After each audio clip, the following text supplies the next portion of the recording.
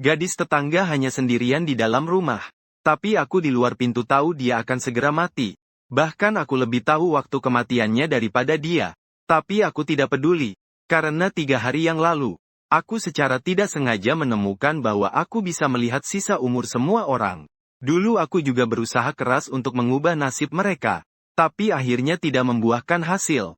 Jadi setelah itu aku selalu berpegang pada untuk melepaskan kecenderungan membantu orang. Menghormati konsep takdir orang lain. Tapi sekarang masalahnya adalah, kamu sialan. Jangan mati di depan mataku. Hari ini aku susah payah dapat dudukan nanas yang baru mati. Berencana nanti sambil ASEAN nonton drama sambil menikmati makanan. Lalu kamu tiba-tiba bilang padaku, seseorang akan bunuh diri di sebelahmu. Aku sebenarnya ingin memintanya apakah bisa memilih waktu lain untuk mati. Tapi aku mengetuk pintu pelan-pelan. Tidak ada orang yang menjawab di dalam. Mungkinkah karena sebagai gadis yang tinggal sendiri takut membuka pintu? Saya mengetuk beberapa kali lagi. Tapi tetap tidak ada yang menjawab. Saat itu ekspresi saya agak serius. Setelah lebih dari 3 menit berlalu, di dalam tetap sangat sunyi. Apa kamu baik-baik saja? Tetangga, saya akan masuk. Kalau tidak merespon lagi, saya akan mendorong pintu. Setelah mengatakan ultimatum ini, saya langsung menabrakkan tubuh ke pintu kayu. Lalu saya menendang pintu terbuka. Sebuah gelombang panas yang membebani. Bercampur bau arang menyengat menyambar wajah. Kemudian saya langsung melihat gadis berambut panjang yang terbaring di tempat tidur. Di samping tempat tidur ada sebuah baskom besi yang membakar arang. Melihat keadaan itu saya langsung menggendong gadis itu keluar pintu. Bangun, bangun, bangun, bangun. Gu Xingyu samar-samar mendengar seseorang memanggilnya. Selain itu, ada rasa dingin di pipi. Dia membuka mata dengan setengah sadar. Lalu melihat seragam sekolah yang familiar. Itu adalah seragam siswa SMA dari seberang jalan. Kamu di kelas 11-1 baik-baik saja. Aku antar kamu ke rumah sakit saja. Wajahku sedikit khawatir. Tidak perlu. Kalau begitu, bagaimana kalau ke bawah untuk menghirup udara segar? Setelah keracunan karbon monoksida, sebaiknya menghirup udara segar sebanyak mungkin. Gu Xingyu masih menolak dengan suara pelan. Tapi kali ini dengan kata-kata sopan. Gadis itu meskipun masih agak bingung. Terdapat keringat kecil di dahinya. Tapi dia tetap bersikeras dengan perlahan bangkit. Goyah pergi ke dalam ruangan. Setelah membangunkannya, aku sempat melihat umurnya normal dalam waktu singkat. Dan sekarang setelah sadar sedikit lebih jelas. Angka merah di atas kepalanya berubah menjadi 0,05. Artinya bunuh diri dalam 1 jam 12 menit. Sangat menyakitkan. Apakah hari ini benar-benar harus mati? Tapi tanpa orang lain. Saya tidak ada alasan untuk memberitahunya. Pikiran terbuka itu sangat penting. Tapi jangan mati di depanku. Apa aku ini benar-benar tidak bersalah? Mungkin kamar kamu masih ada racunnya. Bagaimana kalau kamu tinggal sebentar di kamarku? Aku akan mencoba menyelamatkanmu sekali lagi. Jika dia benar-benar masuk ke pintu itu, aku benar-benar tak berdaya. Tidak usah. Aku akan istirahat di kamar sendiri. Gadis itu hanya menggelengkan kepala. Makananku sudah siap. Bagaimana kalau makan dulu? Gadis itu tetap tidak menghentikan langkahnya. Saat bolong melangkah memasuki ruangan, gadis itu berhenti. Meskipun belum menoleh. Tapi aku entah kenapa. Sepertinya aku bisa melihat pergulatan dari punggungnya. Ini tidak bisa. Ini terlalu kurang sopan. Di mulut mungkin berkata begitu dengan ragu-ragu. Tapi angka di kepalanya tiba-tiba melonjak menjadi sesuatu yang sangat fantasi bolong. Bahkan bisa tambah kepadatan populasi dalam kamar yang biasanya tidak pernah lebih dari 1 orang. Dengan langkah muncul manusia kedua yaitu gadis yang duduk tegak di depan meja. Malu-malu menunduk. Kakinya seolah menginjak mesin jahit. Gemetar terus-menerus karena gugup. Sebelumnya memang kalian juga pernah bertemu. Tapi karena tidak akrab, jadi jarang ada kesempatan mengamati secara langsung. Dan hari ini ketika 2 orang berada dalam satu ruangan, aku menemukan bahwa lawan bicaranya benar-benar gadis cantik. Dia jelas seumuran denganku. Tetapi memberi kesan seperti adik perempuan tetangga yang lembut dan manis.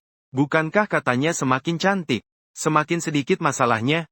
Gadis cantik seperti ini sampai bunuh diri. Sebenarnya kejadian apa yang menimpa dia? Tunggu sebentar ya. Lobsternya masih berebut. Aku akan membantu. Tidak perlu aku sendiri. Aku belum selesai bicara. Saat menoleh, Tiba-tiba aku melihat gadis ini sudah berdiri di sampingku, dan mengikat apron biru kesayanganku di pinggangnya. Dia mulai mengiris bawang putih dengan mahir. Cabai rawit, tunggu ya. Ternyata dia juga sudah terlatih. 5 menit kemudian, beberapa hidangan kecil sudah terhidang di meja kecil. Lobsternya sudah datang. Hati-hati panas. Tepat saat itu, sepasang sarung tangan tahan panas yang besar, membawa lobster dan meletakkannya di depan matanya. Yang masuk ke pandangan juga sebuah wajah cantik dan polos dari samping. Saat dia melihat ke arahku, gadis itu bingung dan memiringkan kepalanya. Apakah ada sesuatu di wajahku? Ada sosok istri dan ibu yang baik yang kuimpikan. Tidak apa-apa, aku akan mengambil beberapa bayangan. Aku bangkit dan mengambil 2 kaleng bir dingin dari kulkas dan meletakkannya di atas meja. Berpikir bahwa setelah terpengaruh alkohol, dia mungkin akan melepas emosinya. Apakah ini kulit nanas? Kulit nanas murni. Gadis itu jelas terkejut melihat aku menyebut bir sebagai minuman. Dan sikapnya yang tenang dan santai membuatnya tak tahan untuk bertanya dengan suara pelan. Besok masih harus masuk kelas. Minum alkohol tidak apa-apa.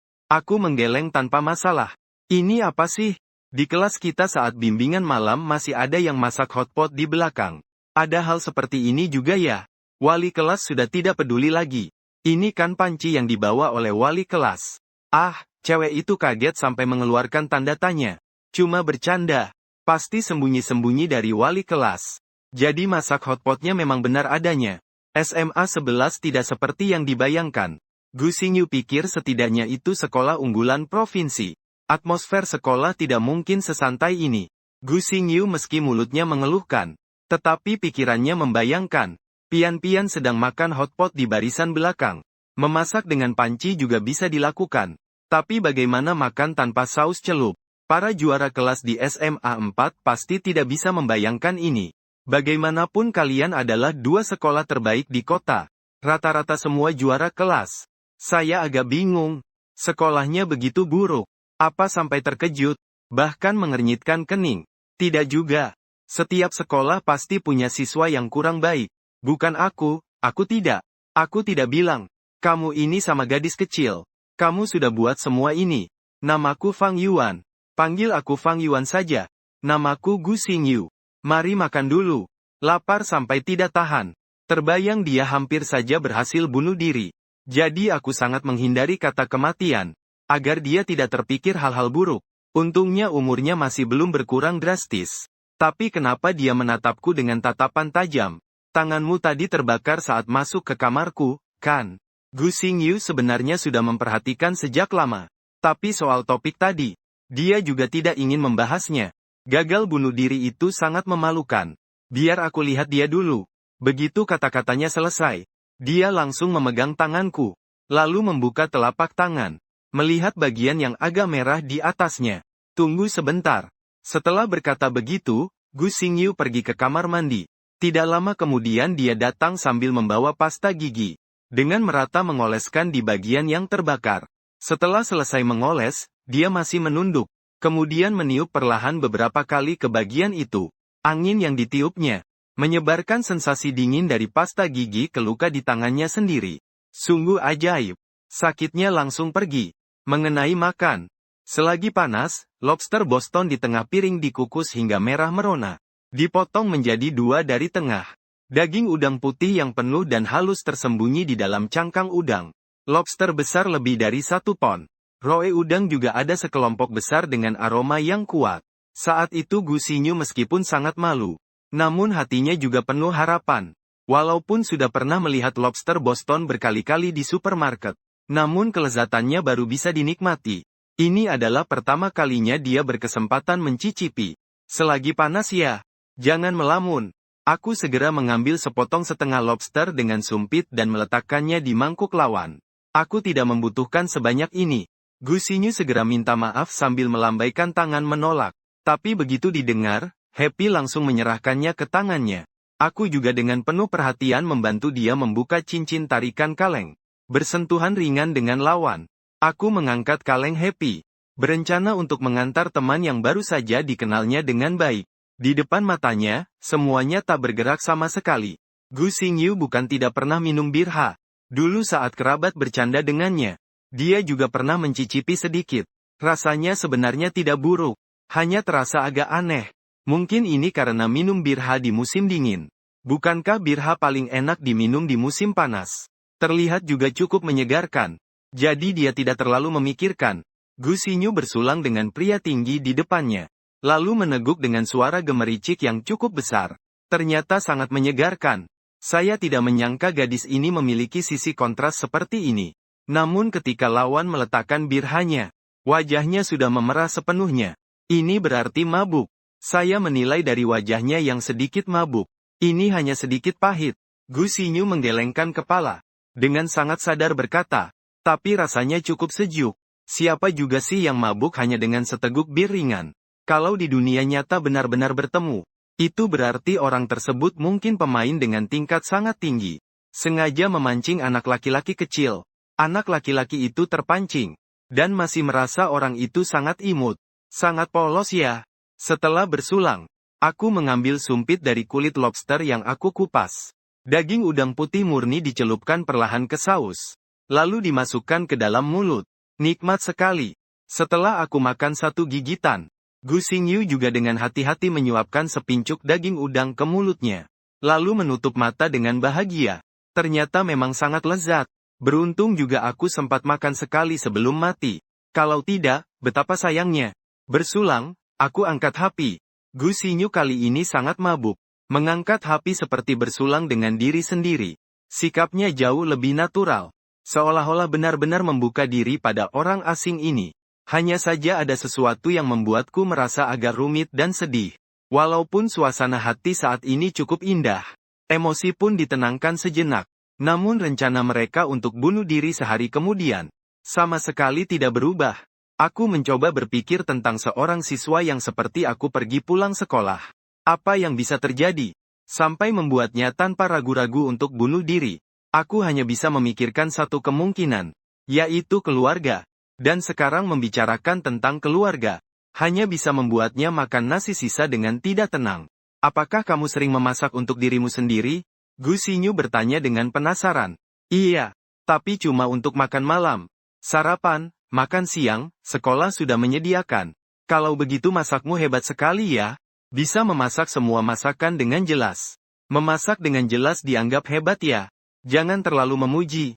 Aku juga tahu kemampuan diriku sendiri bagaimana.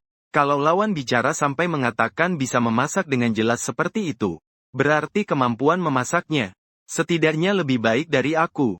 Baru tadi sebenarnya sudah bisa dilihat. Dia pasti tipe yang sering memasak. Sungguh tidak tahu bayi kecil mana yang akan bertemu dengan Gu Xinyi setelah reinkarnasi di tahun 18 nanti. Itu benar-benar keuntungan baginya. Kalau tidak, berikan aku kuncinya sebentar. Besok aku akan menyiapkan makan malam untukmu. Begitu pulang sekolah kamu bisa langsung makan. Gu Xinyu tiba-tiba teringat sesuatu. Mengusulkan ya. Aku di 502 makan masakanmu. Kamu di 501 bunuh diri. Nanti polisi datang. Menemukan seluruh sidik jariku di rumahku. Lalu tanya aku ada hubungan apa denganmu. Aku bilang aku tidak tahu. Abis dibuatkan satu kali makan, lalu bunuh diri. Kamu merasa seperti itu baik? Besok jangan ngobrol. Aku punya teman yang sangat susah buang air besar. Besok mau dengan dia makan di Wallace. Besok lusa aku asal menolak saja. Boleh. Ternyata Gu Xinyu tanpa pikir panjang. Langsung tersenyum dan mengangguk setuju. Dan waktu juga berubah dari 1 menjadi 2. Sial, waktunya diperpanjang. Bukan aku salah ingat. Besok lusa juga ada urusan. Bagaimana kalau Jumat malam saja? Aku mengubah pertanyaan. Meskipun Gu Xinyu agak ragu sejenak, tetapi akhirnya dia mengangguk setuju. Jumlah hari juga berubah menjadi 3. Orang ini benar-benar berniat memberikan aku makan malam terakhir. Jadi aku semakin menuntut. Tapi Jumat adalah hari kegiatan klub. Setelah pulang sekolah aku harus bermain bulu tangkis. Bagaimana kalau Sabtu saja? Kenapa berubah jadi ingatan lagi? Sialan. Ternyata makan malam ini tidak sepenting itu. 4 hari pun tidak bisa menunggu, ya kan? Jumat, masak untuk aku ya? Melihat tatapan penuh kebingungan, Gu Xinyu yang hampir merasa tersinggung. Aku hanya bisa setuju dengan penawaran yang baru saja terjadi. 3 hari ini, meskipun aku mungkin tidak bisa menyelamatkan hatinya, tapi mungkin bisa memicu penyakit menundanya. Menunda urusan bunuh diri ini dulu. Apakah kamu sudah beberapa hari tidak ke sekolah? Aku tidak pernah bertemu denganmu di sekitar apartemen. Agar diriku tidak terlihat terlalu mencolok, aku sengaja menambahkan satu kalimat saat berbicara. Deng sudah cuti beberapa hari. Gu Xingyu mengangguk, lalu terus makan nasi dengan suapan kecil.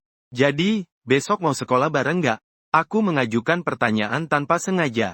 Karena aku rasa SMA 11 dan SMA 4 tampaknya di jalur yang sama. Bisa gak ya? Cuti saja beberapa hari lagi. Gu Xingyu menggelengkan kepala. Baiklah, kalau ada kesempatan nanti kita bareng saja. Aku masih harus mengerjakan tugas di kereta bawah tanah. Bisa tanya-tanya juga sama kamu. Topik pembicaraan tetap tidak bisa berlanjut. Jadi, mereka hanya menjadi dua orang yang diam-diam makan dan minum. Berbeda dari apa yang terlihat. Gu Xingyu bertubuh kecil, tapi nafsunya besar. Keduanya hampir menghabiskan sisa makanan kemarin dan lobster ini.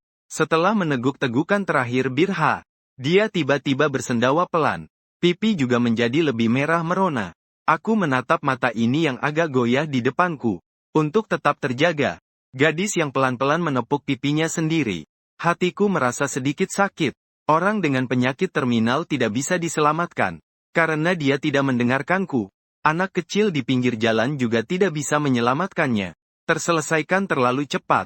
Bahkan orang yang mencoba bunuh diri pun tidak bisa diselamatkan. Tekad pergi mati lebih kuat daripada tekadku untuk menyelamatkannya. Aku menatap gadis yang matanya samar-samar ini. Tapi masih berusaha keras untuk memandang ke depan. Aku malah bertanya dengan jelas pengucapannya. Sebenarnya aku sudah menyukaimu sejak lama. Bisakah kamu berpacaran dengan saya? Mendengar pengakuan tiba-tiba ini, Gu Xingyu seolah langsung sadar. Matanya tiba-tiba terbuka lebar lalu segera menggelengkan tangan. Sebelum kuliah aku tidak ada niat berpacaran. Maaf. Kamu sudah mau bunuh diri. Masih berencana di salju lebat. Awalnya aku hanya ingin menggunakan kata-kata ini untuk menunda waktu bunuh diri orang tersebut. Kalau benar-benar setuju, nanti saat emosinya sudah membaik, tidak lagi punya pikiran untuk bunuh diri. Aku akan menjelaskan kemudian, tapi ditolak, dan penolakannya sangat tegas. Bagaimanapun aku bukan benar-benar suka sekali. Afei sudah sampai sini. Aku sudah melakukan semua yang ingin dan bisa aku lakukan. Sudah saatnya melepaskan kompleks menyelamatkan orang lain. Meskipun membawa gadis ini turun dari tempat tidur. Saat melihat mata lawan yang perlahan terbuka, aku merasakan sebuah penyembuhan sebagai penebusan. Tapi yang bisa kulakukan selalu terbatas. Meskipun sebelumnya jarang bicara, aku merasa wanita itu baik. Belum pernah melihatmu berbuat jahat.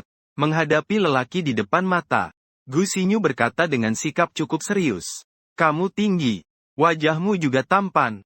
Meski biasanya jarang berekspresi, terlihat seperti membenci semua orang secara setara. Juga merebut papan luncur anak-anak. Menakuti anak-anak nakal yang berteriak berantakan. Menyuruh ibunya untuk tidak menginginkannya.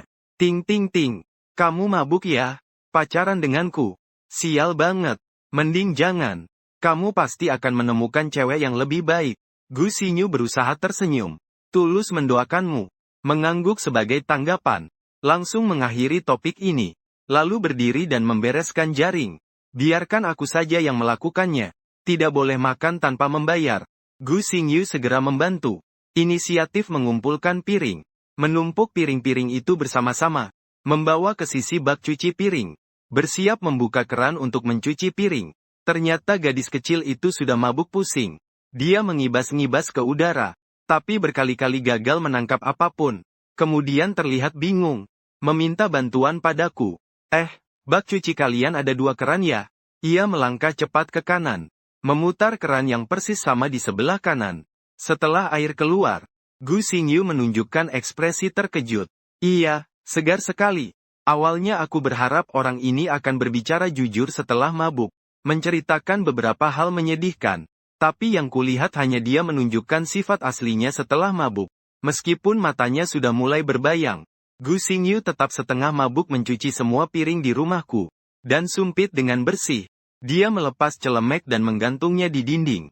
Menggantung sebuah celemek. Kenapa ada 2 gantungan? Kalau kamu lihat lagi setelah digantung, ada 2 celemek. Di rumahmu apapun itu selalu berpasangan. Nanti kamu lihat saja. Di rumah kami bahkan aku sendiri juga sepasang. Kalau begitu, aku tidak mengganggu lagi. Aku akan pulang beristirahat. Terima kasih atas jamuanmu hari ini. Setelah membereskan meja makan, Gu Xingyu dengan sopan menyapa saya. Lalu pergi dari sini. Kuncir kuda yang tinggi menjulang. Bergoyang pelan disertai keraguan. Deng! Seluruh tubuhnya menabrak dinding. Setelah mengeluarkan teriakan kesakitan, ya, Gu Xingyu dengan sakit mengusap dahinya. Kembali ke kamar pribadinya lewat pintu sebelah kanan. Karena kunci pintu tertabrak olehnya, dia hanya bisa menutup pintu dengan setengah tertutup. Tapi itu tidak masalah. Karena lantai 5 adalah lantai teratas. Biasanya tidak ada orang yang datang ke sini. Sampai dia masuk dalam pintu. Angka merah di kepalanya selalu 3. Saya menutup pintu. Berdiri di depan cermin. Diri saya di cermin tidak menunjukkan angka apapun. Benar. Aku hanya bisa melihat. Waktu mundur kehidupan orang lain selain diriku sendiri. Saat mendapatkan kemampuan ini. Sebenarnya aku pernah berpikir untuk menunjukkan pada ayah dan ibu. Tapi karena suatu ketakutan. Aku malah tidak berani melakukannya. Jadi akhirnya hanya jarang menelepon mereka berdua. Meminta mereka untuk memeriksa kesehatan minggu ini. Melakukan pemeriksaan kesehatan menyeluruh. Dengan kata lain, apakah aku membutuhkan kemampuan ini? Biasanya cukup dengan lebih memperhatikan orang di sekitar. Karena meskipun mempunyai kemampuan ini, masih akan merasa tidak berdaya seperti sekarang. Kenapa dia tidak bisa mengerti? Aku yang berbaring di tempat tidur menatap langit-langit. Mulutku berkata begitu. Tapi hatiku sangat bergulat. Kenapa tidak berbunyi saja? Padahal sudah punya jari emas. Kenapa tidak ada sistem untuk mengeluarkan tugas?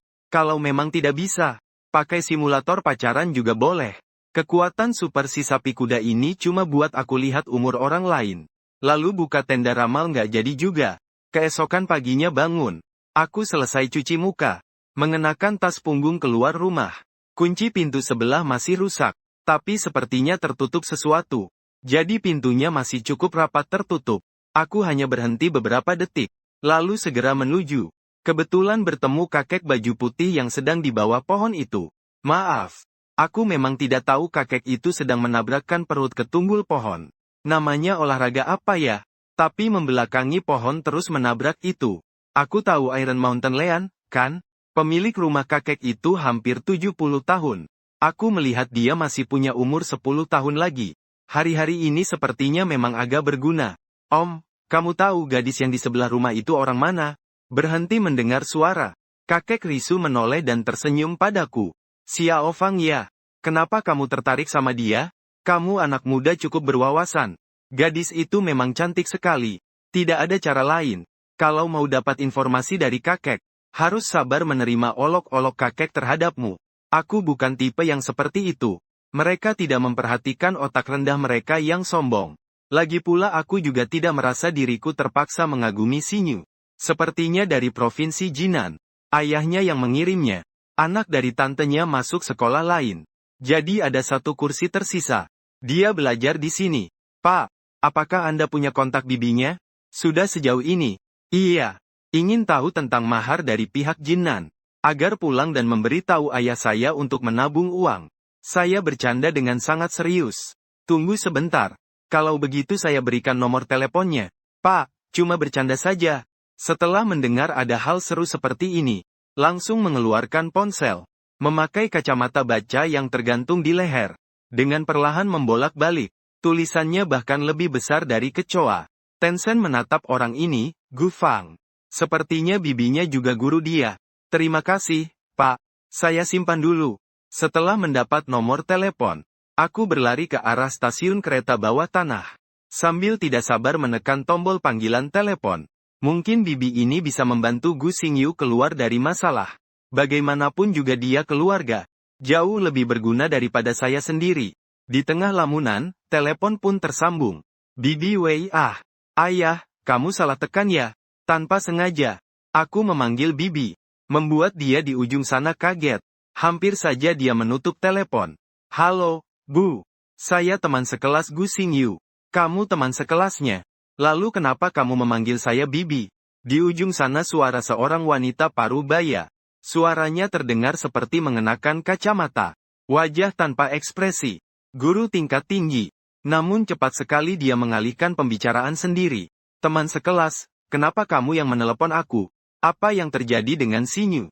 Apakah dia baik-baik saja? Wanita itu tiba-tiba mulai merasa khawatir. Dan nada suaranya sangat pelan. Dia baik-baik saja. Hanya beberapa hari tidak masuk sekolah. Aku tinggal cukup dekat dengannya. Jadi aku tanya guru di sekolah, kepada bibinya. Nomormu untuk menanyakan keadaan. Sepertinya sudah menebak sesuatu. Aku tak tahan untuk bertanya. Apakah sesuatu terjadi di kampung halaman Jinnan? Setelah beberapa saat, mereka memberikan jawaban. Minggu lalu orang tuanya mengalami longsor saat turun gunung. Mendengar itu dadaku terasa sesak. Aku menutup mata. Ternyata memang ada masalah di rumah. Xingyu adalah anak tunggal perempuan. Di kampung halaman di sana mengadakan pemakaman. Dia harus kembali. Tapi anak itu memutuskan telepon setelah mendengar berita. Beberapa hari yang lalu aku pergi mencarinya. Ingin mengajaknya tinggal di tempatku. Lalu membawanya kembali ke Jingnan. Tapi dia keras kepala tidak setuju. Tidak mau pergi kemana-mana. Jika Ani bisa bertemu dengannya lagi, pasti harus bilang padanya. Bibi sangat khawatir tentang dia. Aku akan melakukannya. Telepon diputus. Wajahku menjadi muram. Bisa membayangkan. Saat mendengar kabar ini, Gu Xinyu sangat menderita. Bahkan dia tidak bisa kuat kembali ke kampung halaman. Mengurus pemakaman orang tua. Kalau aku juga tidak mau hidup. Di sisi lain, Gu Xinyu yang terbangun. Namun kemudian menutup kepala dengan selimut sambil menangis. Tadi malam dia bermimpi orang tua di rumah sakit. Dokter berkata padanya, keduanya harus dirawat inap untuk waktu yang lama. Ketika mendengarnya dia sangat senang. Karena ternyata mereka belum meninggal. Masih dalam perawatan intensif. Namun setelah terbangun kesadaran yang semakin jelas menariknya kembali ke kenyataan. Membuka mata dan melihat kenyataan yang kejam. Setelah menangis, Gu Xinyu dengan mata merah mengambil ponsel. Dia melihat pamannya telah menelponnya banyak kali. Di aplikasi Kiki juga ada banyak pesan belum dibaca. Dari teman-teman sekelasnya. Kebanyakan adalah perempuan yang dekat dengannya. Hanya satu laki-laki. Kenapa kamu tidak masuk kelas? Apakah kamu sakit? Aku sudah membuat catatan terbaru. Kamu tinggal di mana? Aku akan mengantarkannya ke kamu saja. Orang ini adalah seorang cowok di kelas. Duduk di bangku belakangnya. Meskipun Gu Xinyu belum pernah pacaran, tetapi juga tahu bahwa dia menyukainya. Sebenarnya hal seperti ini cewek biasanya bisa melihatnya. Jelas hubungan yang tidak terlalu dekat, namun seringkali secara aktif menyapa di Kiki. Kejanggalan halus seperti ini seharusnya adalah tanda cowok suka. Tapi kemarin Fang Yuan bilang suka padanya. Dia benar-benar sama sekali tidak menyadarinya. Hingga saat sebelum pengakuan cinta. Dia tidak bisa melihat sedikit pun petunjuknya. Lagi pula setiap kali bertemu sebelumnya, dia hanya bertukar pandang normal saja. Tidak pernah menatapnya lebih dari sekali. Sedikit berpikir, kata-kata yang diucapkan itu seharusnya hanya taktik sementara. Mengetahui dirinya ingin bunuh diri. Jadi ingin menunda waktu sedikit. Jadi kemarin aku menolak dengan sangat serius. Memikirkan hal ini, Gu Xinyu yang canggung itu menepuk pipinya dengan keras. Lain kali aku pasti tidak akan minum lagi. Tidak akan ada lain kali. Setelah Fang Yuan selesai memasak makanan itu, aku akan mati sekali lagi. Setelah turun dari tempat tidur, Gu Xinyu melihat arang di dalam baskom besi sudah disiram air. Kemarin seharusnya aku yang mencium bau aneh itu. Baru kemudian aku masuk terburu-buru, kan? Sekarang kalau dipikir-pikir, kemarin seharusnya aku sangat ketakutan. Maafkan aku ya. Orang sudah meninggal. Jika ada jiwa, sebelum dibawa oleh hitam putih Wuchang pada hari ke-7, dia akan menggantikan aku untuk mengadakan upacara 7 hari. Ini adalah pikiran Gu Xinyu. Satu-satunya cara dia bisa membalas budi. Ngomong-ngomong, seharusnya sekarang aku sudah pergi sekolah. Meskipun saya orang yang baik, tidak sampai harus izin kerja karena dia. Menjaga dia supaya tidak bunuh diri, kan? Meski hati saya berpikir seperti itu, tapi dia tetap berjalan ke pintu. Mendorong pintu yang longgar. Lalu dia melihat sebuah kotak nasi diletakkan di lantai. Bukankah ini nasi kombinasi steak dan belut? Gu Xinyu langsung mengenalinya. Ini adalah produk laris yang dipajang di konter supermarket terdekat. Berjongkok. Gu Xinyu bingung cukup lama sebelum mengambilnya. Kemudian dia melihat ada selembar catatan dan sebuah kunci di bawah kotak nasi. Tertulis di kertas itu bahwa ini adalah makanan yang tidak terjual kemarin. Promosi diskon setengah harga pagi ini. Kamu makan setengahnya. Sisanya simpan di lemari es. Dan kamu bisa tinggal di rumahku saat siang hari sebelum mengganti kunci. Dia membawa kotak nasi bergabung yang warnanya cerah, tipis dan renyah. Dengan porsi steak yang cukup banyak. Kedengarannya memalukan sedikit. Gu Xingyu hampir menelan ludah tidak bisa. Ini adalah makanan yang dia mau makan. Bagaimana dia bisa membagi setengahnya? Tapi aku bilang cukup simpan setengah saja. Bukankah itu menjadi nasi sisa?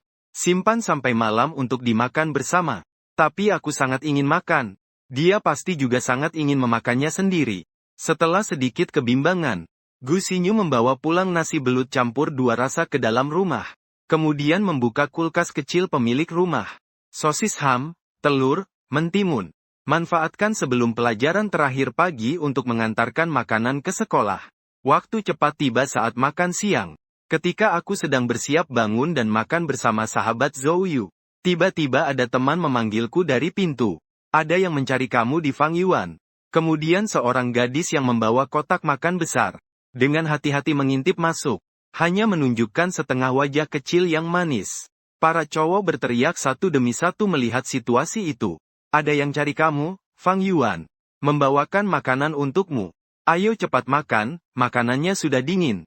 Hampir semua cowok yang masih di kelas ini berteriak ke arah sini. Cewek yang tersisa meskipun lebih tenang secara lisan, tetap terus-menerus memandang keluar pintu dengan tatapan. Cewek ini sangat cantik, seperti gadis tetangga dalam anime Jepang. Maaf ya, kalian silakan makan dulu. Tetanggaku membawakan makanan untukku. Pengkhianat seperti kamu, lukanya takkan pernah sembuh. Zhou Yu menangis.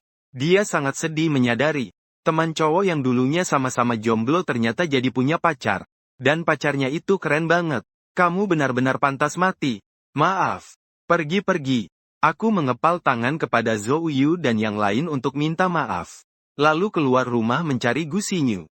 Setelah melihat Gu Xingyu di depan pintu, aku menunjukkan ekspresi cukup terkejut. Tak kusangka kamu benar-benar membawakanku makan. Kamu bagaimana bisa menemukan kelas ini? Di kelas makan tidak terlalu nyaman. Jadi aku membawa Gu Xingyu ke semak bunga melingkar di depan gerbang sekolah. Duduk di bangku batu bunga dengan atap melengkung sebagai peneduh. Kedua orang menaruh makanan di pangkuan. Bersama-sama makan siang. Bukankah kamu bilang kamu di kelas yang kurang baik? Lalu aku bertanya di depan pintu. Ternyata kamu memang di kelas ini. Kedengarannya agak memalukan. Aku memegang sumpit dengan kedua tangan bersatu. Memohon padanya. Jangan bilang lagi. Nasi belut ini benar-benar enak sekali. Kamu sudah mengeluarkan banyak biaya lagi. Benar-benar tidak enak hati. Sebenarnya hal yang paling membuat Gu Xingyu malu adalah demi makan satu porsi lobster. Dia bahkan menunda niat bunuh dirinya. Apa itu malu jadi tukang makan? Kamu bukankah juga membungkus beberapa porsi sayur kecil? Sudah dihitung kembali. Aku tidak mempermasalahkan itu. Melahap beberapa porsi lauk lainnya. Wah, ini aku yang buat ya. Mendengar ini, lalu melihat kotak makan lagi. Di kotak-kotak itu ada timun goreng sosis ham yang berwarna menggugah selera, telur ceplok air panas, tumis daging cincang dengan cabai hijau. Aku terdiam. Wajahku penuh dengan rasa tak percaya. Apakah ini benar makanan lezat yang bisa dibuat oleh seseorang yang berusia 17 tahun? Tidak heran memujianku. Menggunakan yang bisa memasak nasi dengan jelas. Menggunakan kotak makanmu untuk kembali. Aku sudah membantumu mencuci bersih. Gu Xingyu tetap sangat sopan. Perilaku seorang gadis yang hampir seperti wanita bijaksana ini seharusnya membuatku merasa sangat terhormat. Tapi melihat dia yang tidak goyah sama sekali, umur yang sudah menjadi kedua, aku merasa perasaan seperti ini sekarang semua menjadi tidak perlu. Dia bukan tanpa syarat baik padaku seperti seorang pembantu kecil yang selalu menempel. Hanya ingin membayar kembali budi sebelum mati pada seseorang. Bisa jadi itu lobster Boston itu. Juga bisa jadi kotak nasi belut ini. Tapi hanya tidak boleh hanya aku ketika aku sedih. Tangan yang mengambil sumpit tiba-tiba bergetar sedikit. Sepotong belut tidak sengaja jatuh di atas rok Gu Xingyu. Mungkin di posisi paha. Aku langsung minta maaf setelah melihat itu. Aduh, baiklah. Gu Xingyu terkejut sebentar. Lalu mengambil sepotong belut ini. Segera meletakkannya ke dalam mangkuk saya. Dengan suara lemah. Kamu lihatlah tergeletak di kotak makanmu sendiri. Kulit belut yang menyentuh paha Gu Xingyu lebih dulu daripada aku. Aku sempat tidak bereaksi. Setelah memutar ulang di kepala, aku langsung ingin mengubur diriku yang bodoh itu ke dalam tanah. Maaf, aku sudah mengotori rok kamu. Tidak apa-apa kan? Yang aku maksud adalah kesalahanku. Setelah sadar, Gu Xingyu punya pemikiran yang sama denganku. Tapi dia lebih ekstrim. Dan lebih praktis. Malam ini tidur, aku pasti akan memikirkan momen canggung ini. Lebih baik pulang lalu bunuh diri saja. Tuan Fang Yuan. Sampai jumpa. Apakah aku ini orang bodoh? Saya orang yang sangat murah hati. Kenapa harus melindungi makanan? Apalagi itu jatuh di kakinya. Pasti saya akan merasa jijik. Lebih baik pulang dan mati saja. Mikirin hal seperti ini. Gu Xingyu jadi memerah wajahnya yang kecil. Melihat ini, saya dengan alami menuangkan potongan belut itu ke mulut. Kalau bisa dimakan dalam 3 detik, ya sudah. Menurut harga asli, potongan belut ini bernilai 2,5. Ketika dihitung dengan harga, langsung memicu semangat hemat Gu Xingyu. Tapi menyuruh saya makan itu sangat memalukan. Jadi dia langsung mengulurkan mulutnya. Makan belut itu dari sumpit lawan. Ciuman tidak langsung. Meskipun saya pikir perilaku ini baik-baik saja. Selama lawan tidak memiliki penyakit menular yang bisa disebarkan lewat air liur. Dan gadis ini juga dekat selalu ada aroma harum ringan. Jelas dia orang yang sangat suka bersih. Hanya Gu Xingyu yang tampaknya agak keberatan. Setelah makan, kepalanya sepenuhnya menoleh ke samping. Hanya menyisakan aku mengunyah perlahan. Pipi yang hampir memerah. Sudah lama ingin berkata. Gadis ini terlalu sensitif. Kenapa gampang sekali merah wajahnya? Apa yang sedang dilakukan Fang Yuan? Tepat saat itu, kepala kelas Lao Mo yang membawa kantong nasi kotak, seperti raksasa Kaizi berdiri di depan mereka berdua. Wajahnya sangat buruk. Setelah diteriaki seperti itu, aku cukup tenang. Hanya agak terkejut tiba-tiba. Sementara Gu Xingyu ketakutan dan ingin langsung lari di dalam kuil. Pacaran dini ketahuan. Apakah akan dikritik seluruh sekolah? Aku melihat Lao Mo dengan bingung. Kamu tanya aku apa yang terjadi. Kamu tadi sedang melakukan apa? Lao Mo tidak mudah percaya begitu saja. Beberapa pasangan di sekolah tertangkap. Juga pura-pura. Tapi selama sedikit memeriksa sendiri, bisa mendapatkan jawaban. Fang Yuan memang nilai akademiknya buruk. Masih pacaran dini di sini. Bahkan memberi makan cewek. Tidak masuk akal. Pak Mo bukan seperti yang kamu kira. Melihat situasi, aku segera menjelaskan. Ini Gu Xingyu.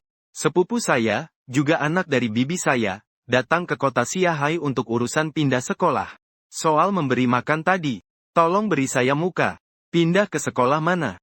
Lao Mo menatap wajah Gu Xingyu dengan ekspresi tegas seperti biasa. Sekolah keempat mencapai wilayah yang dikenalnya. Gu Xingyu menjawab dengan tegas.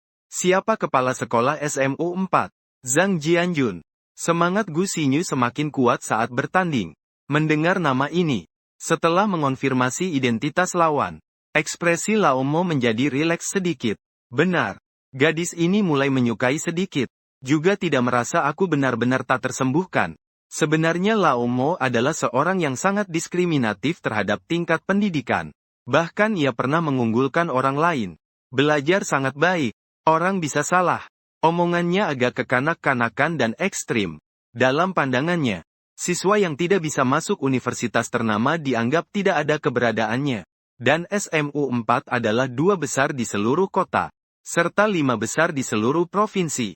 Siswa SMU 4 itu bukankah anak baik? Sepupu Fang Yuan. Kalau begitu aku pulang dulu. Menyimpan kotak makan dengan rapi. Memasukkannya ke dalam tas belanja. Gu Xingyu mengucapkan selamat tinggal padaku. Aku terpaku sejenak. Bingung. Aku melambaikan tangan. Saat Gu Xingyu hendak pergi, aku memanggilnya kembali. Hari ini kalau pulang aku perlu bawa sayur apa enggak? Bawa sedikit labu ular dan telur saja cukup. Rebus buat sup, dagingnya bagaimana? Setiap hari makan daging ya? Uang jajan bulan lalu sudah aku kumpulkan sedikit. Uang saku bulan ini cukup banyak. Mau beli iga yuk? Kalau gitu kamu harus pilih bagian iga tengah. Setelah mengingatkanku, Gu Xingyu pun berbalik dan pergi. Sudah berjalan jauh. Dia baru menyadari ada sesuatu yang salah. Kenapa aku harus tanya dia hari ini beli sayur apa? Bukankah nanti lusa dia yang akan masak untukku? Kalau begitu hari ini dia bisa saja mati. Saat pulang, akan aku tanya sebenarnya apa maksudku. Apakah makan malam hari ini bisa dihitung sebagai makan malam terakhir? Setelah pulang, rasanya enak ada yang masakkan untuk diri sendiri. Hari-hari tegang dilewati dengan cara yang tenang. Hari ini mungkin memang makan malam terakhirnya. Setelah pulang sekolah di hari Jumat, aku berdiri sebentar di bawah apartemen tua. Agak takut naik ke atas. Gu Xingyu merasa kosong di dalam hatinya. Tapi aku sendiri. Namun karena kematiannya, aku tidak bisa menghindarinya. Kenapa aku harus menanggung bayangan psikologis ini? Sebelum meninggal, memang sempat menikmati beberapa hari kebahagiaan dengan Gu Xingyu. Tidak mengeluarkan sepeser pun uang mas kawin. Orang sudah membuatkan beberapa kali makan. Dia juga mencuci semua bajuku kecuali celana dalam. Saat aku berdiri di bawah dengan perasaan campur aduk sebagai hukuman berdiri. Sebuah pesan dari Gu Xingyu muncul di ponselku. Kenapa tidak naik ke atas? Karena beberapa hari ini kami banyak berkomunikasi. Jadi aku menambahkan Weixunnya. Aku perlahan mengangkat kepala. Saat itu seorang gadis dengan kuncir kuda berdiri di samping balkon dapur. Tatapannya penuh rasa ingin tahu padaku. Masih di balkon rumah sendiri. Sedikit mengangkat tangan ke Gu Xingyu. Menandakan aku masuk ke apartemen. Baru saja duduk. Kamu pulang tepat waktu sekali. Ya, walaupun itu diucapkan sambil tersenyum. Tapi Gu Xingyu jelas melihat. Aku sedikit tidak fokus. Apa mungkin aku sudah menebak kalau setelah dia masak makan malam untukku hari ini, dia akan bunuh diri? Begitu jelas ya. Juga pada hari itu aku menyelamatkannya dari ruang gas tertutup. Dia sama sekali tidak bertanya tentang topik bunuh diri. Dia juga tidak menjelaskan dari awal sampai akhir. Mungkin aku sudah menemukan sesuatu. Hari ini aku membeli minuman keras. Tapi bukan bir. Hanya 2 botol anggur buah dengan kadar alkohol rendah. Mari minum sedikit. Mengangkat 1 botol di masing-masing tangan. Meletakkannya di kedua pipi. Gu Xingyu berusaha membuat suasana menjadi lebih hidup. Santai saja, minum sedikit. Aku tetap menjawab dengan sederhana. Lalu duduk di tepi meja. Di atas meja makan terdapat hidangan udang goreng lada dan garam. Iga kecil asam manis. Telur orak-arik dengan tomat. Kentang serut asam pedas. Serta sepiring sup perut babi dan ayam yang harum dengan rempah. Kenapa transfer yang kuberikan tidak kamu terima? Aku menghasilkan 100 yuan untuk membelikan dia sayur. Tapi pihak lain terus tidak menerima. Dan akhirnya tetap menyelesaikan meja makan ini dengan sempurna. Orang ini seharusnya memberikan seluruh gelombang terakhirnya kepada aku. Sudah aku bilang dari dulu. Makan malam ini aku yang traktir, jangan sungkan.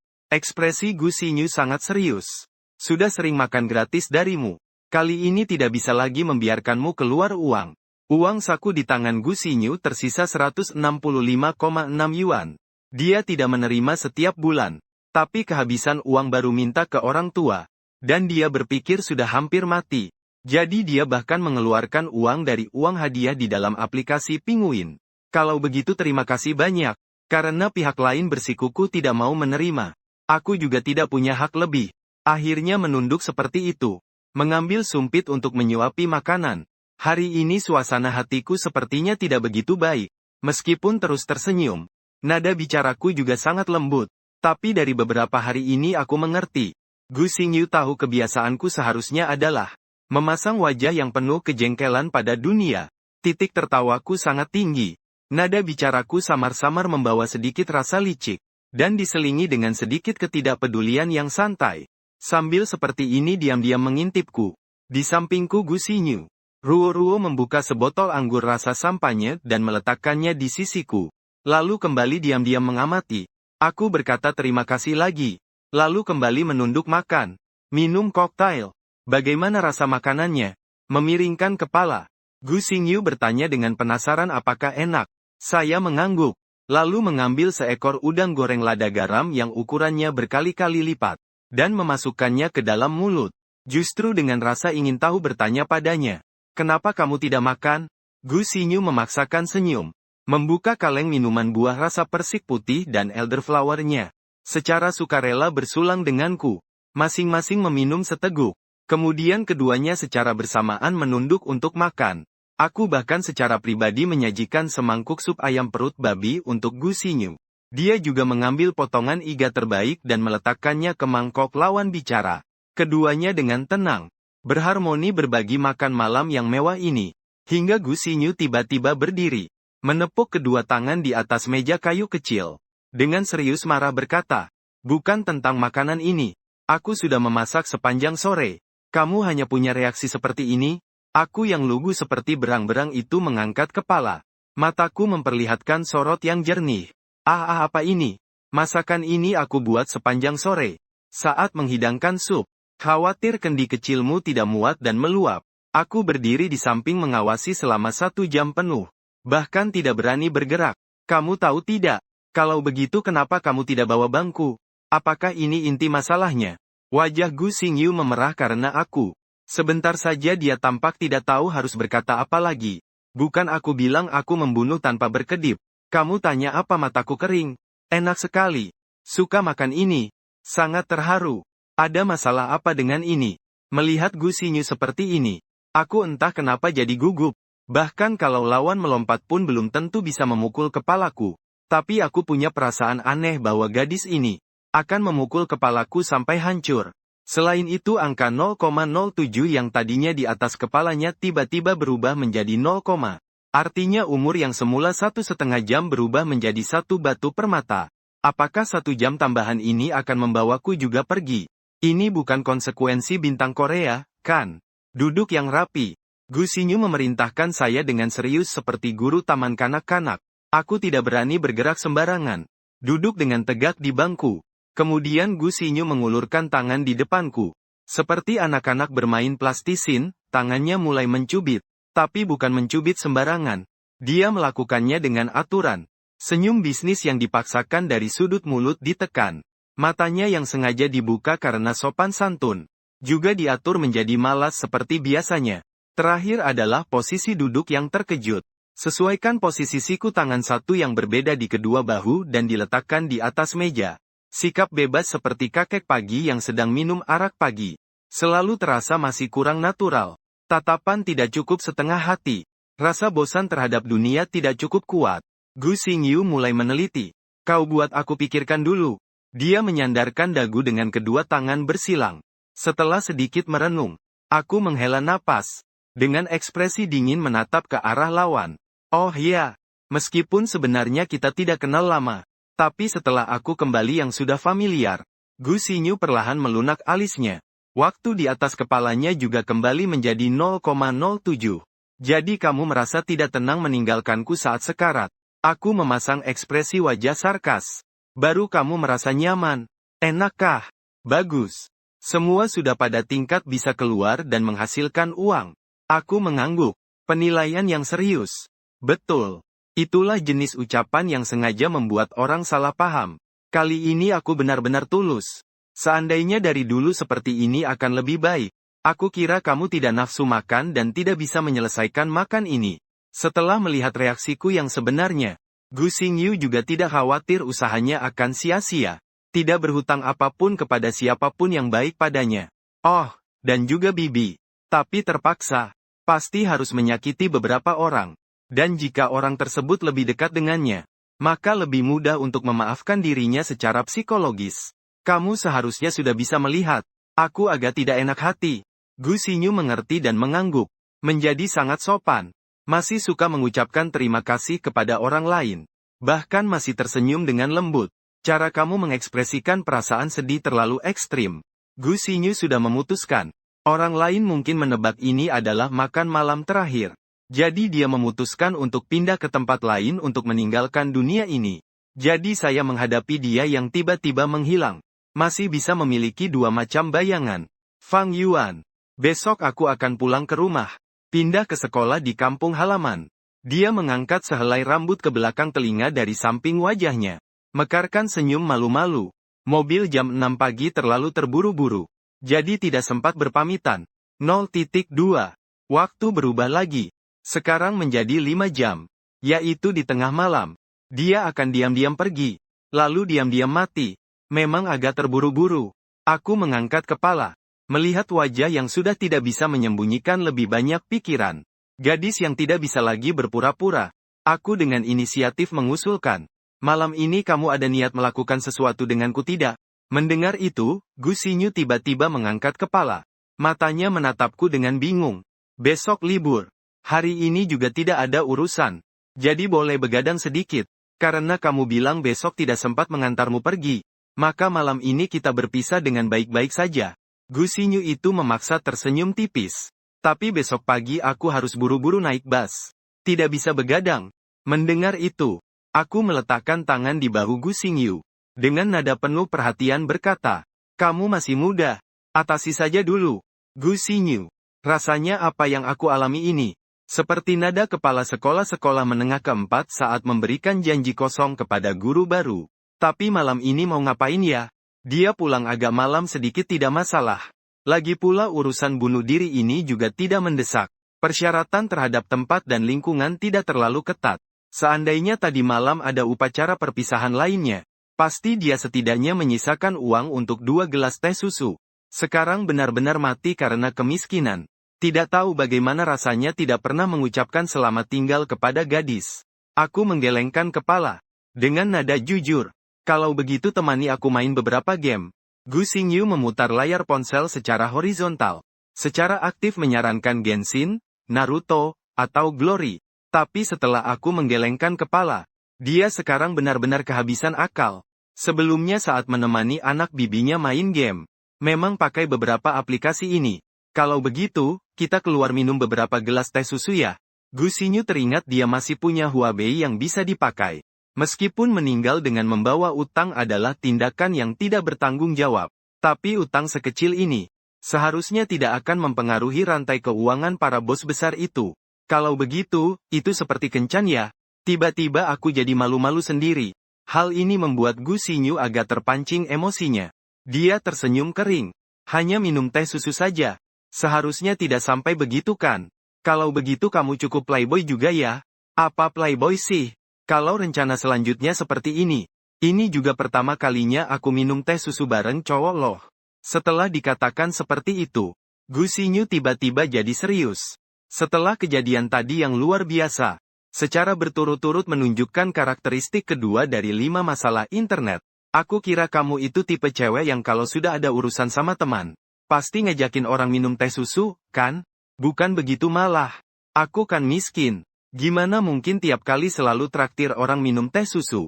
Lagi pula kalau minum teh susu bareng itu dikira kencan. Dia beberapa hari ini masak untuk aku di rumah. Dan bahkan nunggu aku pulang buat makan bareng. Ini apaan sih? Bahkan hampir nggak beda sama suami istri. Apakah aku yang terlalu berlebihan pikirannya? Memang aneh juga sih. Jadi kegiatan yang kelihatannya seperti kencan. Tapi sebenarnya bukan. Kamu bisa terima ya? Aku bertanya penasaran. Dan Gu Xingyu hanya tersenyum kaku. Mengangguk dengan terpaksa. Semua terserah kamu. Kalau begitu, pinjam aku 2 jam lagi ya. Menatap Gu Xingyu. Nada suaraku tiba-tiba terkejut. Bukan seperti aku. Tapi juga tidak aneh. Ini pasti sisi lain dari diriku yang sebenarnya. Pas sesuai dengan keinginanmu Hua Luo. Angka di atas kepala Gu Xingyu berubah dari 0.2 menjadi 0.3. 3. Setelah mengintip sekitar di bawah gedung apartemen tua, dia duduk dengan hati-hati di kursi belakang sepeda listrik bersama. Kemudian memegang ujung bajuku dengan tangan. Di kota Shanghai sangat ketat dalam menangkap sepeda bersama dan kendaraan non-motor lainnya. Tidak memakai helm, tidak memakai jalur khusus, dan membawa penumpang juga akan dihukum. Denda uang itu satu hal. Beberapa bahkan harus ditangkap oleh polisi lalu lintas. Membuat status dan mendapatkan banyak suka di sosial media. Memikirkan adegan ini, saya merasa seperti mati sosial. Kita mau pergi kemana ini? Gu Xingyu penasaran bertanya tentang sebuah tempat. Pemandangannya tidak buruk, dan orangnya sedikit. Saya sering ke sana. Sering ke sana. Perasaan seorang remaja laki-laki kamu tidak mengerti. Tentu saja saya tidak akan bilang seperti itu.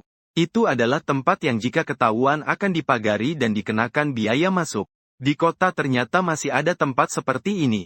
Ikut saya. Setelah memindai kode, saya memutar motor listrik. Dan pada saat roda berputar, Gu Xingyu yang tadinya memegang kaki saya, dengan alami berubah menjadi memegang pinggang dan perut saya dengan lembut. Rambut hitam legam tertiup angin malam sedikit demi sedikit. Wajah samping yang halus juga terlihat lebih jelas diterangi lampu jalan pijar. Komunitas yang Guang memang sangat dekat dengan pusat kota. Dan saya mengemudi menjauh dari pusat distrik bisnis. Diiringi dengan berkurangnya kepadatan rumah, pemandangan sepanjang jalan pun semakin terbuka luas. Setelah lebih dari 10 menit, saya sudah mengendarai sepeda ke sebuah bendungan di pinggiran kota. Tempat ini agak terpencil ya.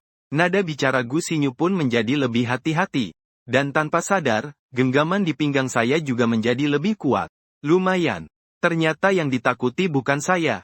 Saya kira dia khawatir tempat ini sepi. Makanya dia pikir temannya bakal berniat buruk. Maksudnya mau menyatakan cinta. Kalau tidak berhasil menyatakan, mungkin akan memanfaatkan kesempatan untuk berbuat licik.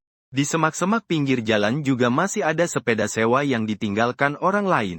Di sini sudah tidak ada tempat pengembalian sepeda lagi. Tapi tidak masalah. Saya lihat dulu daya baterainya. Nanti pulangnya masih cukup untuk kembali. Apakah sudah sampai? Tanya-tanya ternyata memang di sini. Sambil berbicara, aku memarkirkan mobil di pinggir jalan. Gu Xingyu turun dari mobil.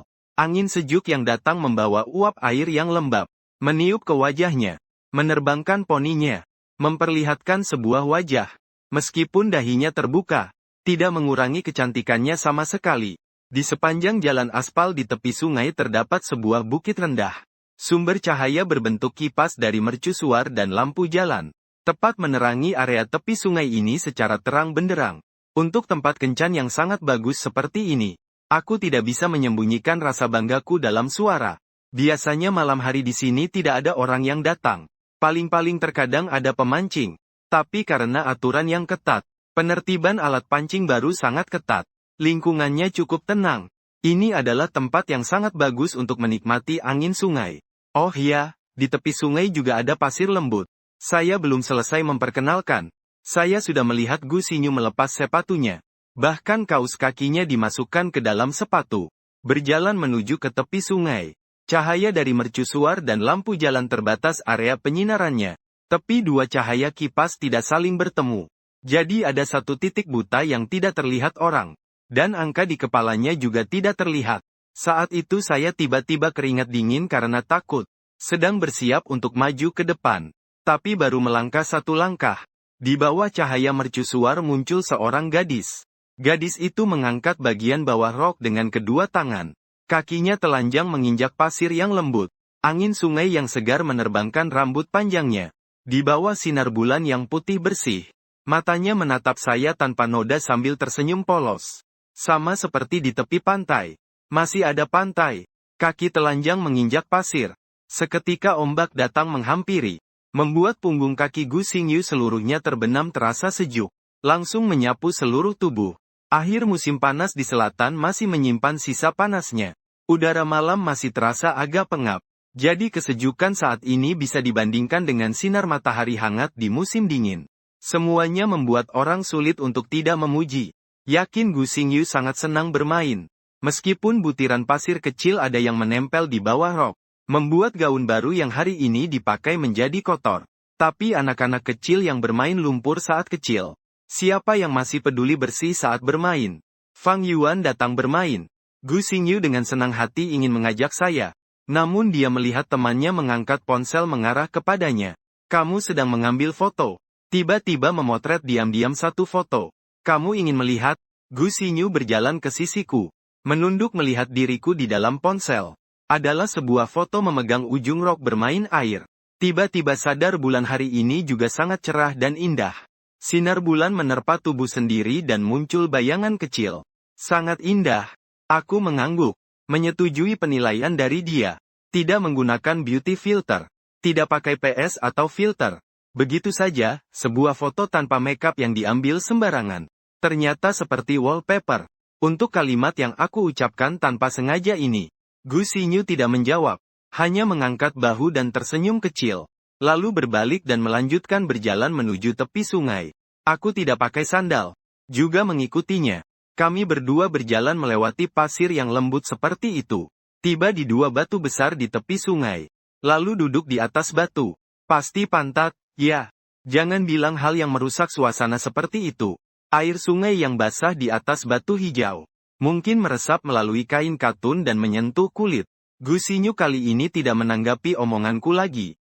Namun mengangkat kedua kakinya. Memperlihatkan dua betis yang halus sambil memukul air di permukaan. Moodnya sangat ceria.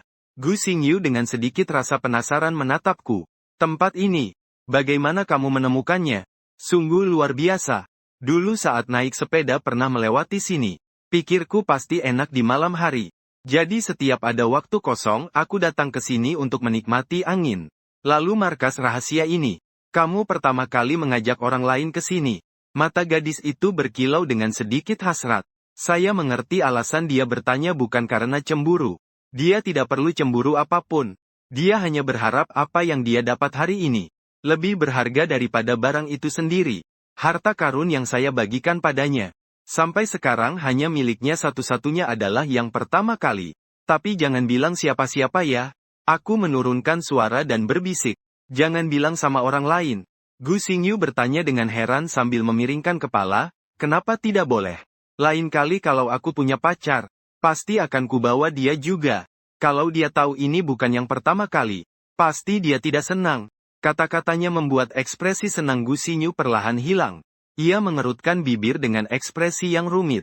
Jadi kamu juga sedang menipuku ya? Ini benar-benar bukan. Kamu pasti yang pertama kali. Aku bersumpah kalau pacar masa depanmu juga seperti ini. Apakah kamu juga akan mengatakan hal yang sama? Saya seharusnya tidak akan bersumpah. Pria yang licik dan penuh tipu daya. Gu Xingyu memalingkan wajah dengan penghinaan. Gadis ini jauh lebih sulit untuk ditipu daripada yang dibayangkan.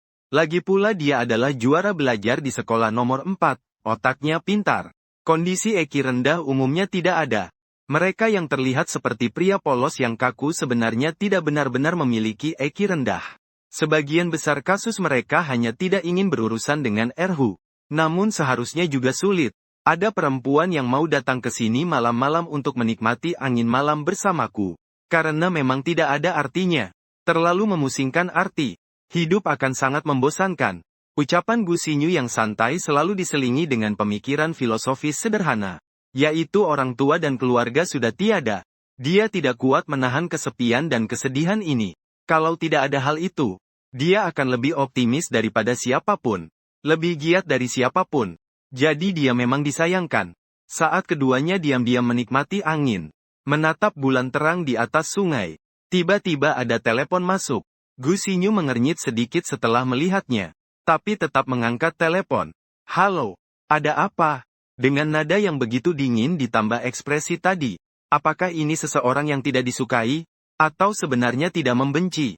Hanya karena tindakannya yang tidak tahu batas. Bukan karena Xingyu teman sekelas. Kamu tidak datang ke sekolah beberapa hari ini. Apakah ada sesuatu yang terjadi? Saat mendengar kata, ada sesuatu yang terjadi. Wajah Gu Xingyu menjadi lebih serius. Tapi tetap menjawab dengan sopan. Aku akan pindah sekolah kembali ke kampung halaman di Jingnan. Pindah sekolah mendadak seperti itu? Sungguh sayang sekali. Teman sekelas sangat khawatir tentangmu.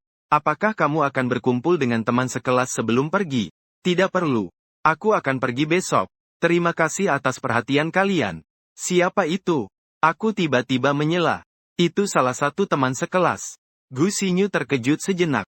Kemudian dia menoleh dan dengan kooperatif menjawabku. Kalau begitu kalian ngobrol saja. Aku akan mengambil tiket film. Di sana terdengar suara seorang laki-laki. Dan setelah mendengar kata tiket film, jelas suasananya menjadi canggung sejenak. Lalu tiba-tiba dia menunjukkan efek ceria. Kalau begitu kita sering berhubungan ya, teman sekelas Xingyu. Setelah berkata begitu Gu Xingyu memutuskan telepon. Dan meletakkan ponsel dalam mode senyap di samping. Lalu kedua tangan menopang dagu. Dengan perasaan serakah. Tapi aku bisa melihatnya. Dia ingin melewati potongan yang baru saja terjadi dengan santai. Ternyata diganggu oleh cowok yang tidak disukai. Begitu menjengkelkan. Saat aku mengatakannya aku masih berpikir. Apakah aku pernah melakukan hal yang begitu menjengkelkan?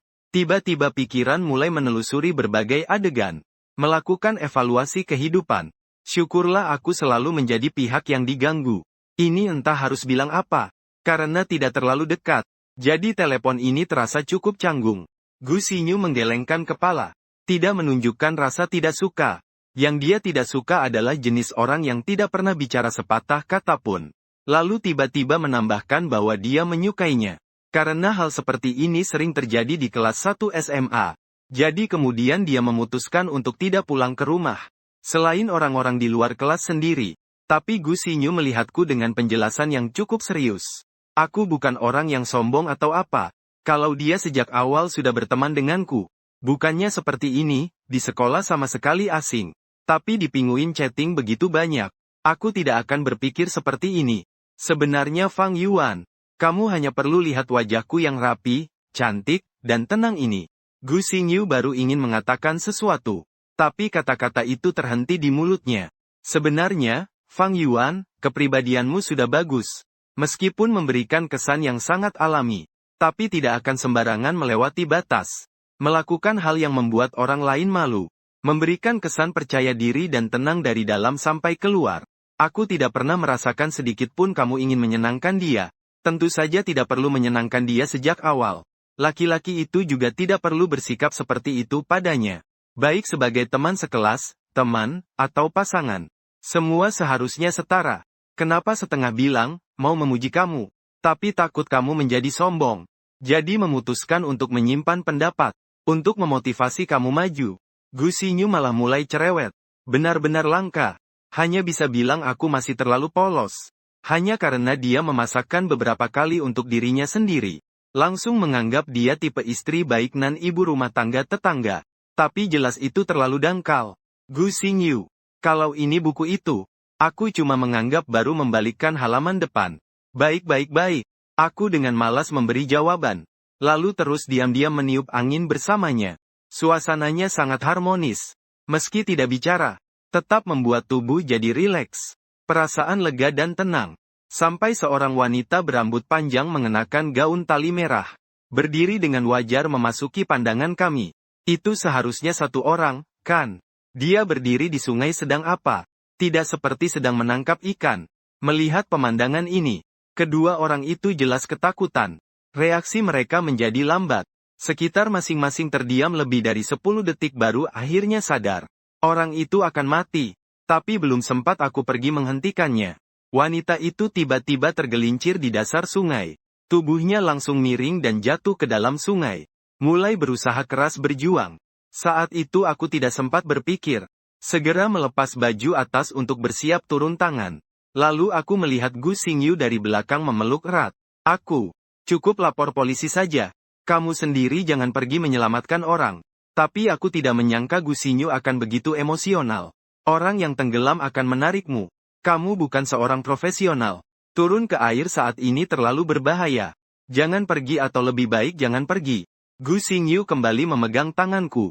Dengan serius dan emosional berkata, ada masalah. Orang tuamu akan sedih. Dia benar, aku memang bukan profesional. Tapi wanita ini hanya punya waktu 7 menit sebelum meninggal. Memanggil polisi pasti terlambat. Lagi pula dia memang orang yang ingin bunuh diri. Sedangkan kamu memiliki harapan cerah dalam hidup. Gu Xingyu menambahkan satu kalimat lagi. Tapi setelah mengatakannya, cahaya di matanya juga meredup. Tapi membiarkan kematian tanpa menolong. Pada akhirnya tidak ada yang bilang untuk membiarkan kematian tanpa tolong. Lepaskan tanganku. Awalnya Gu Xingyu yang sudah tanpa kebingungan berbalik badan dengan tenang. Berjalan menuju sungai. Langkahnya penuh ketegasan. Kamu kembali kemari. Ulurkan tangan. Aku menarik Gu Xingyu yang sok-sokan dengan kuat kembali. Kamu masih menyelamatkan orang. Asal tidak menambah kekacauan saja sudah cukup. Aku di sini akan mencoba mencari ranting pohon atau tali atau semacamnya. Kamu pergi ke jalan raya untuk memberhentikan mobil dan memanggil orang. Tapi jangan gegabah dan ambil risiko. Gu Xingyu melirik sebentar. Aku juga melirik wanita berbaju merah yang hampir tenggelam di dasar air. Lalu mengangguk. Berlari menuju lereng. Dengan sekuat tenaga panggil orang. Sementara aku mencari di dekat mercusuar. Berharap menemukan tali. Atau bambu atau benda siap pakai semacam itu. Dia benar. Saya bukan seorang profesional. Menyelamatkan orang juga memiliki risiko. Jika saya meninggal, orang tua akan sangat sedih. Dia sudah ingin bunuh diri. Saya masih memiliki harapan untuk hidup. Siapa nyawanya yang lebih penting? Tidak perlu dikatakan lagi. Ada hal yang lebih merepotkan. Saya tidak bisa melihat umur saya sendiri. Saya bisa menggunakan kekuatan super. Semaksimal mungkin menyelamatkan siapa saja. Tapi tidak bisa mengendalikan takdir saya sendiri. Ini adalah perjudian besar. Tanpa taruhan. Bagi diri saya sendiri. Jika menang, tidak mendapatkan apa-apa. Jika kalah, kehilangan segalanya. Saat mencari, Hitungan mundur angka di atas kepala lawan hampir mencapai 0. Dan angka ini adalah yang terakhir saya lihat. Setelah itu dia jatuh ke air. Artinya dia pingsan. Tapi belum mati. Tapi sudah tidak jauh dari kematian. Hanya tersisa 4 menit. 4 menit ada orang jatuh ke air. Tolong bantu untuk menyelamatkan Gu Xingyu. Susah payah berhasil memanggil sebuah mobil kecil. Tapi setelah lawan mendengar ucapannya, langsung menekan gas dan melarikan diri dengan gugup. Awalnya jalan ini juga jarang dilewati kendaraan. Lain kali bisa menghentikannya lagi kah? Saat berjalan mondar-mandir dengan gugup, dia melihat ke belakang. Menemukan aku di pinggir sungai sudah hilang. Bajingan. Sungguh menjengkelkan. Setelah sadar tertipu, Gu Xingyu merasa banyak yang tidak benar. Tapi kalau marah harus memarahi. Tapi otak saat itu hanya memberikan satu perintah pada tubuh. Yaitu menggerakkan dia dengan keras ke tepi sungai untuk mencari sosokku. Lalu dia melihat seorang anak laki-laki tanpa baju atas. Menarik seorang wanita yang lunak seperti jeli ke tepi sungai. Xingyu menelepon polisi. Aku berteriak padanya. Saat itu Gu Xingyu sebenarnya ingin memarahiku. Tapi dia masih bisa membedakan yang utama dan yang tidak. Segera menelpon 110. Sementara aku juga menyeret wanita ini yang wajahnya pucat pasi. Dari fitur wajah yang cantik, kakak perempuan sekitar usia 30-an itu ke tepi sungai. Melihat dia sedikit kembali bernafas. Sepertinya air masuk ke tenggorokan. Harus memuntahkan airnya terlebih dahulu. Aku juga tidak sempat menjaga jarak. Lagi pula tidak ada orang yang merekam video di samping. Kemudian diunggah di internet. Mereka yang menyelamatkan. Tapi terlalu tidak memperhatikan privasi. Tangan dan kaki pria juga tidak bersih sampai terjatuh. Langkah pertama. Hapus benda asing di mulut dulu. Gunakan jari untuk membuka mulut wanita. Bersihkan lumpur dan rumput di dalam mulut. Kemudian tiup mulut ke mulut. 1 kali, 2 kali, 3 kali. Polisi, ada orang tenggelam di sini. Alamatnya di Gu Xingyu. Melihat saya melakukan napas buatan pada wanita itu. Sedikit terkejut. Lalu buru-buru melanjutkan dengan cemas ke daerah larangan laut. Sebuah menara air di tepi Jinjiang. Di sini bisa Dingwei, kan? Kalau begitu saya akan menunggu kalian di pinggir jalan. Dia punya tugasnya. Saya punya tugas saya. Dia hanya bisa percaya pada saya. Jadi tidak bertanya apa-apa. Langsung lari ke pinggir jalan. Menunggu mobil polisi datang. Di sini jaraknya hanya 5 menit ke kantor polisi. Dan itu di luar kota. Tidak akan macet. Mobil polisi dan ambulans seharusnya cepat datang. Selama mereka datang, wanita ini bisa diselamatkan. Dalam beberapa hari singkat, saya sudah menyelamatkan 2 wanita yang ingin bunuh diri. Tapi benarkah saya bisa menyelamatkan mereka? Setidaknya sisi saya benar-benar menjengkelkan. Jika dia mati pasti akan membuat saya sedih. Tiba-tiba kedua tangan menutupi wajah. Gu Xingyu merasa penuh kebencian terhadap diri sendiri. Jelas tidak ingin merepotkan siapapun. Tapi justru menjadi orang yang paling merepotkan adalah kesalahan. Setelah saya menyelamatkannya, memutuskan untuk berteman dengan saya adalah kesalahan yang sepenuhnya. Seharusnya tidak lapar dan makan setengah lobster itu. Meski memang enak sekali, masih ingin makan lagi. Apakah kamu yang melapor polisi? Karena melamun. Dia tidak menyadari mobil polisi dan ambulans sudah ada di depannya. Ikuti aku. Menghapus air mata di sudut mata. Gu Xingyu membawa polisi berlari ke tepi sungai. Ambulans juga sudah turun. Seorang dokter dan beberapa perawat membawa tandu, mengikuti polisi yang memegang senter. Dengan sigap berlari menuju orang yang tenggelam. Lalu mereka melihat seorang wanita yang pakaian terbuka, kedua tangannya melingkar di leher pria itu. Bibirnya bergumam sesuatu. Sedangkan pria itu tersenyum canggung. Mengangkat kedua tangan. Melakukan penghormatan ala militer Prancis. Dengan wajah polos menatap Gu Xingyu. Setelah aku menyelamatkannya, dia mulai memaki pemain buruk. Mengatakan bahwa teman dekatnya hamil karena dia. Lalu menyatakan bahwa itu bukan urusanku. Aku khawatir wanita ini di dahinya. Segera menjelaskan kepada polisi. Tidak apa-apa. Terlihat jelas kamu tidak ada hubungan dengannya. Polisi sambil mengeluarkan buku catatan untuk mencatat. Sambil menyuruh dokter dan perawat di ambulans memindahkan wanita itu ke mobil. Tidak meragukan perkataanku sama sekali. Bagaimana kamu bisa tahu? Aku agak bingung. Polisi tersenyum tipis. Memandang ke samping sebentar. Orang yang bersangkutan ada di sini, kan? Mengikuti pandangan polisi, aku menoleh dan melihat Gu Xingyu menahan senyum tanpa kata. Matanya penuh dengan tatapan ke orang itu yang seperti koala, menempel pada pena wanita sendiri. Setelah dipertanyakan seperti ini, dia memalingkan kepala ke samping. Malu sebagai tambahan, ketidaksenangan sebagai utama. Jangan pisahkan. Cowok ini sangat tampan dan menyelamatkanku. Jangan pisahkan aku dengan cowok itu. Wanita itu masih terus melekat. Dua perawat pun tidak bisa menariknya. Aku hanya bisa membuat sikap menghalangi, mendorongnya ke samping. Akhirnya wanita itu diposisikan di tandu, dibawa masuk ke ambulans. Melihat beberapa bekas merah di dadaku, aku memang tidak menyangka, orang ini bisa sangat agresif setelah sadar. Sangat menakutkan. Katakan sudah cukup. Pergi ke rumah sakit dulu saja. Jangan merusak perasaan orang lain lagi. Polisi dengan nada yang tidak bisa disebut sebagai penghiburan mengusir wanita ini masuk mobil. Lalu menatapku dan bertanya, "Nak, bawa KTP tidak? Nomor KTP bolehkah?" "Boleh, kau sebutkan saja." Setelah mencatat KTP dan nama, polisi mengangguk. "Bagus. Sepertinya masih SMA ya. Dari sekolah mana? Kelas 11, kelas 18, tahun 2 di SMA 11 ya?" Tidak, Pak Polisi." "Kenapa tanya itu? Hal ini tidak perlu sampai sekolah tahu." Aku cepat-cepat melambaikan tangan. "Kau bilang jangan." Tapi saat menyebutkan identitas, tidak sedikit pun ragu. "Jangan terlalu lama di luar dengan teman wanita. Cepat pulanglah." Setelah memberikan buku catatan dan memberi peringatan kepada polisi, dia pergi. Tapi Gu Xingyu tetap memandangku dengan tidak senang. Padahal sudah janji tidak turun ke sungai sembarangan. Tetapi tetap saja pergi menyelamatkan orang. Aku sangat ingin memenuhi janjimu. Tapi dia perlahan menjadi berbeda dari gelembung kecil. Aku merasa dia tidak akan bertahan lama. Sebelumnya aku memang mendengarkan kata-kata Gu Xingyu. Setidaknya aku juga memikirkan orang tuaku sendiri. Aku anak tunggal. Kalau terjadi sesuatu, ibu pasti akan gila.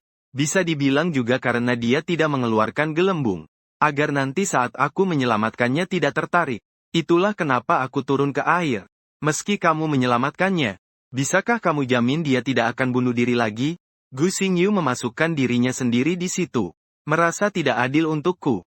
Bisakah kamu jamin dia tidak hanya tidak bunuh diri, masih bisa hidup sampai 88?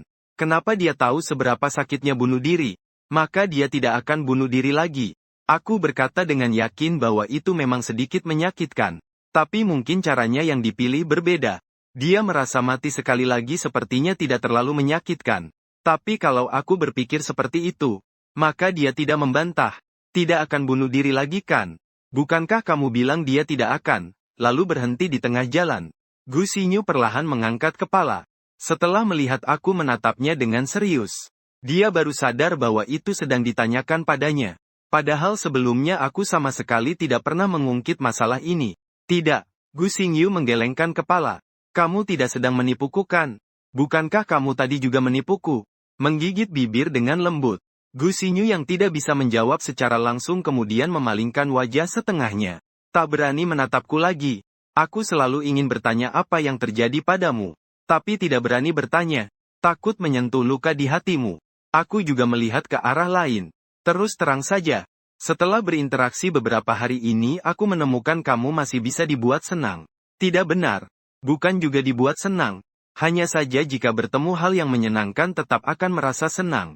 Jadi hanya tidak bisa mengingatnya. Betul, iya. Asal jangan membuatku mengingatnya. Mereka tidak peduli. Asal membuatku melupakan hal ini. Asal perhatianku dialihkan ke tempat lain. Tapi bagaimana bisa melupakan hal seperti ini selamanya?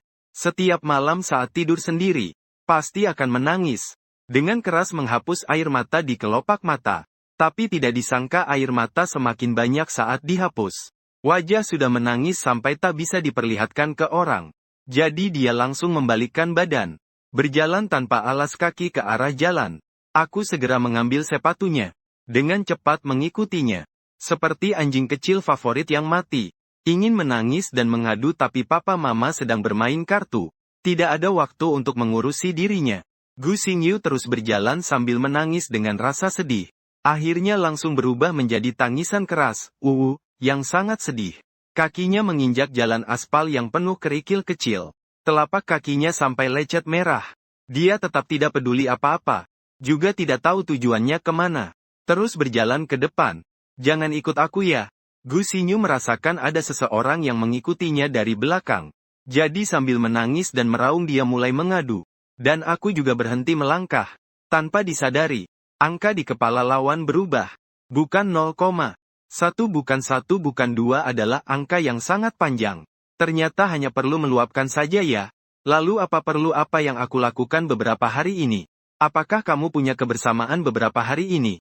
Aku akan sama seperti pria yang menelepon itu. Jangan bilang masuk ke dalam hati yang terdalam. Sampai depan pintu bahkan belum tekan bel. Sudah dianggap orang menempelkan iklan kecil dan diusir. Bukan kamu benar-benar tidak mengikuti.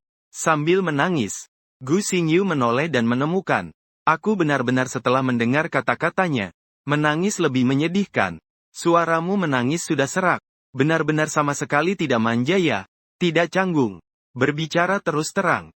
Memang kebiasaan yang baik. Nanti saya akan memindai kode mobil lalu mendorongnya ke samping Gu Xingyu.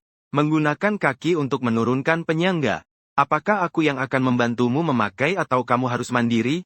Saya mengangkat sepatu olahraga yang diisi dengan kaos kaki putih bersih. Mengayunkannya di depan matanya. Saya tidak mau memakai. Sambil mengusap air mata, menggelengkan kepala.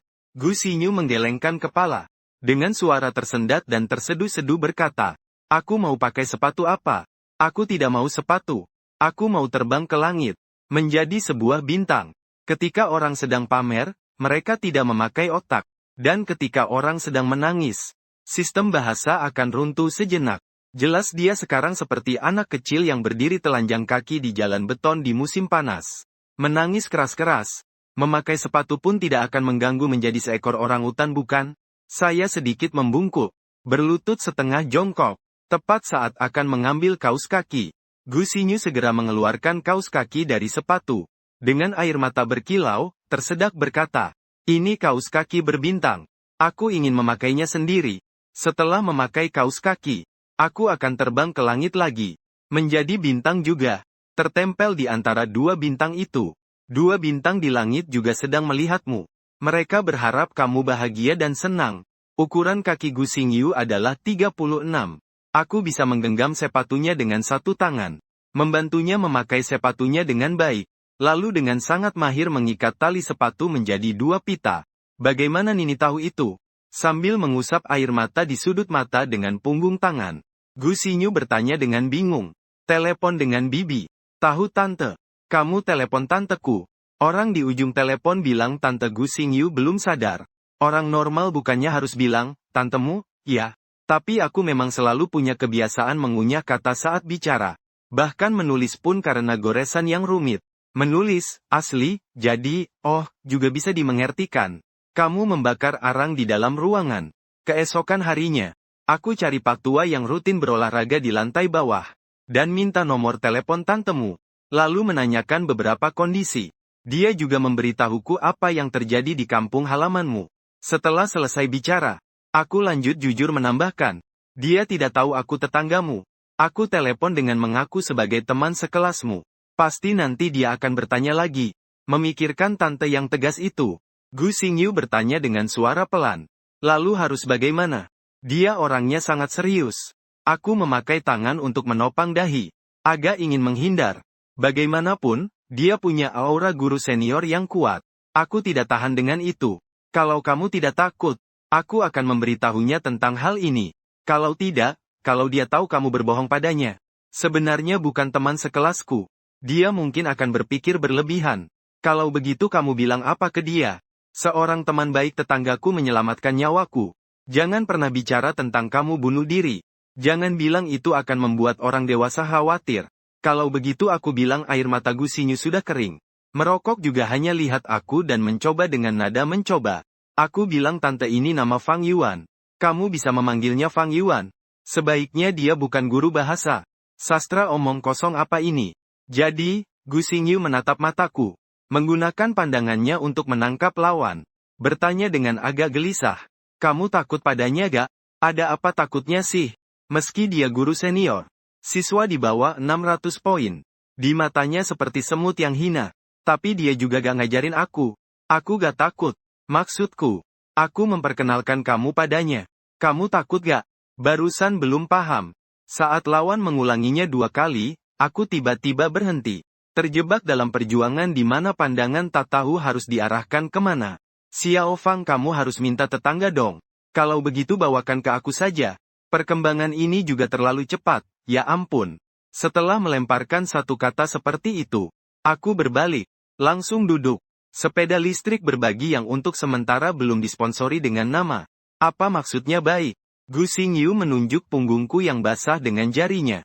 Xiao Zhengdi. Baik berarti baik. Aku memberikan penjelasan yang tidak bisa disebut penjelasan kepada dia. Lalu aku memutar sepeda listrik itu. Kalau nanti aku akan bilang pada Bibi. Aku tidak pindah ke tempat dia. Tetap di apartemen ini. Lalu tetanggaku namanya Fang Yuan.